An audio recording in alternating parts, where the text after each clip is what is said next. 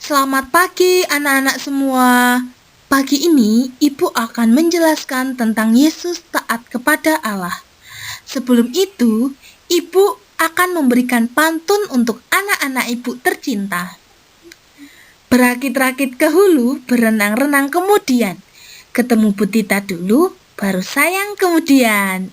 Nah, semoga pantun tersebut memberikan semangat kepada anak-anak Ibu untuk dapat memahami materi tentang Yesus taat kepada Allah. Anak-anak yang terkasih, pada materi selanjutnya ini yaitu tentang siapakah Yesus. Dalam Yohanes 10 bab 11 menjelaskan bahwa akulah gembala yang baik.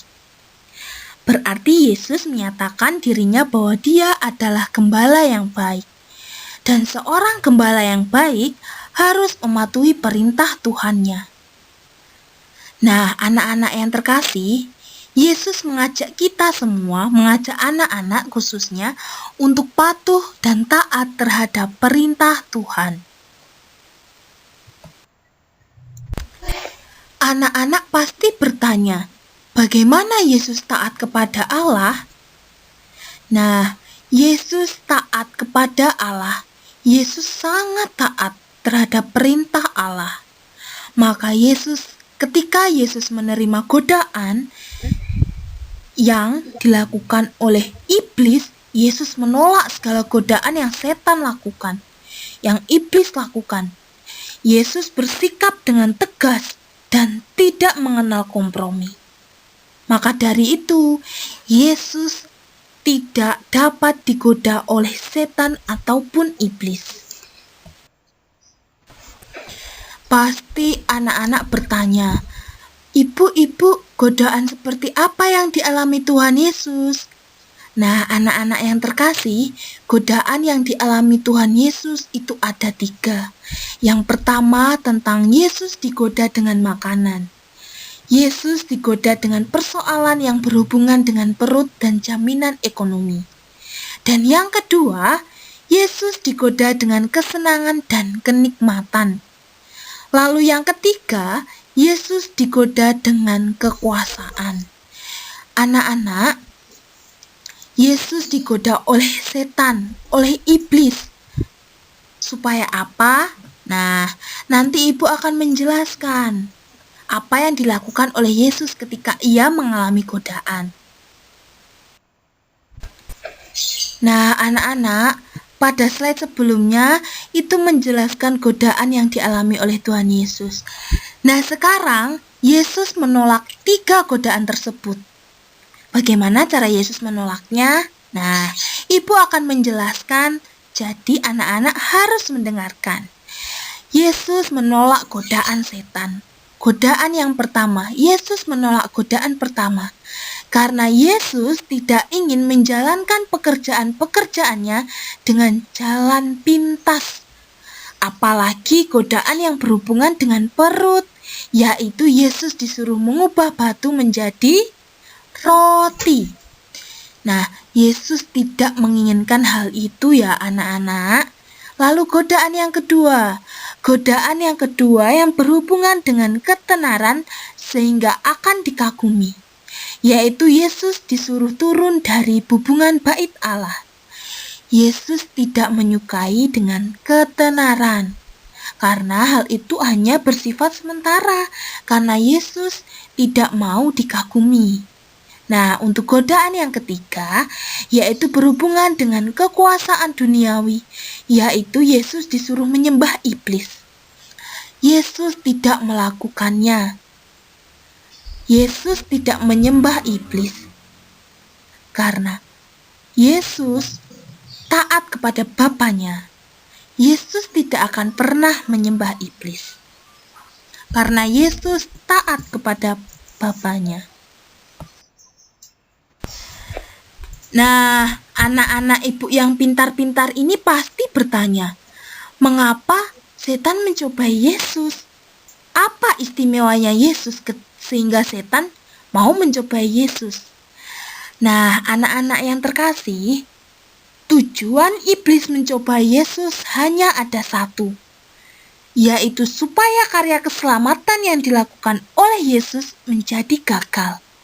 Sehingga iblis atau setan berkuasa atas manusia.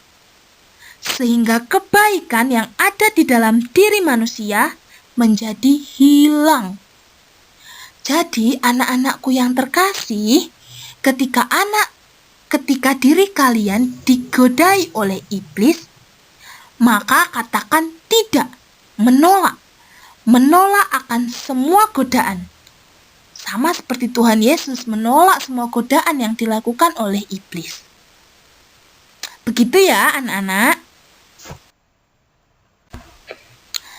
Anak-anak yang terkasih, mari kita semua belajar mencontoh Tuhan Yesus. Belajar untuk menerima, melakukan teladan Tuhan Yesus. Menolak semua godaan yang ada di dalam diri kita yang dilakukan oleh iblis.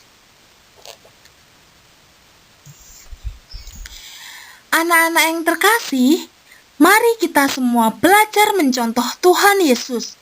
Mencontoh tentang teladan Tuhan Yesus yang ketika digoda oleh iblis, Tuhan Yesus menolaknya. Bahkan Tuhan Yesus tetap taat kepada Bapa dalam kondisi dan situasi apapun. Nah, adik-adik semuanya, mari kita belajar bersama-sama tentang Nah, anak-anak semua, Ibu tadi sudah menjelaskan tentang godaan-godaan yang dialami oleh Tuhan Yesus. Godaan-godaan yang iblis lakukan kepada Tuhan Yesus. Tetapi Tuhan Yesus menolak godaan semua karena Tuhan Yesus taat kepada Allah. Lalu anak-anak yang terkasih, kita dapat mencontoh Tuhan Yesus. Mencontoh teladannya yang baik, yaitu ketika ia digoda oleh iblis, iblis memberikan segala yang Tuhan Yesus inginkan, tapi Tuhan Yesus menolaknya. Tuhan Yesus masih setia dan taat terhadap Allah. Nah, dalam kehidupan sehari-hari pasti iblis mencobai anak-anak semua, seperti melakukan perbuatan jahat. Nah, anak-anak semua melakukan perbuatan jahat ini tidak diperbolehkan, seperti berbohong ataupun mencuri. Ini sangat tidak diperbolehkan ya anak-anak, karena artinya anak-anak tidak taat kepada Tuhan Yesus dan Allah. Tidak malas. Nah, anak-anak sama seperti Tuhan Yesus tidak pernah malas. Anak-anak juga harus seperti Tuhan Yesus, tidak malas berdoa, tidak malas mengerjakan PR. Jadi rasa malas ini harus dibuang. Godaan malas ini harus dibuang, harus dihilangkan. Nah, yang ketiga ini tentang setia. Yesus setia kepada Allah. Yesus setia terhadap perintah Allah. Sehingga setan mencobainya dengan begitu cara apapun, Yesus tetap setia kepada Allah. Nah, anak-anak kita juga harus setia kepada Allah dan kepada Tuhan Yesus. Bagaimana cara kita untuk setia? Anak-anak harus bersikap jujur, tidak mencontek saat ulangan, taat. Nah, seperti Tuhan Yesus yang taat dengan perintah Bapa, sehingga Tuhan Yesus wafat dan bangkit karena ia taat dengan Bapa. Nah, kita juga harus taat seperti Tuhan Yesus dengan cara pergi ke gereja. Pergi ke gereja merupakan hal yang menjadi teladan bagi kita, bahwa kita harus taat kepada Tuhan. Kita harus berdoa kepada Tuhan dengan cara pergi ke gereja. Yang kedua yaitu tidak melanggar 10 perintah Allah. Adik-adik semua, adik-adik diajarkan untuk taat terhadap 10 perintah Allah. Tidak boleh melanggarnya ya adik-adik. Nah, teladan-teladan Tuhan Yesus ini memberikan semangat untuk kita semua. Semangat untuk adik-adik semua dalam melawan godaan. Jadi godaan harus dilawan, anak-anak semua. Godaan ini harus dilawan agar kebaikan-kebaikan dalam diri anak-anak semua tidak hilang. Sehingga anak-anak semua sama seperti Tuhan Yesus menjadi gembala yang baik. Nah, begitu anak-anak semua.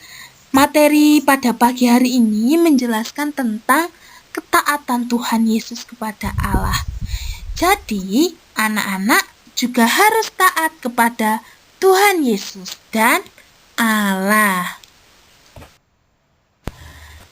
Nah, anak-anak ibu yang terkasih, terima kasih telah mendengarkan materi yang ibu sampaikan kepada anak-anak semua. Ibu harap anak-anak dapat memahami materi tersebut, sehingga anak-anak dapat menerapkan dalam kehidupan sehari-hari, dapat mencontoh teladan Tuhan Yesus. Sebelum itu, ibu ada pantun untuk anak-anakku tercinta. Ikan patin beli di pasar, ikannya di dalam kolam es. Anak ibu-ibu sudah besar, ganteng-ganteng dan manis-manis.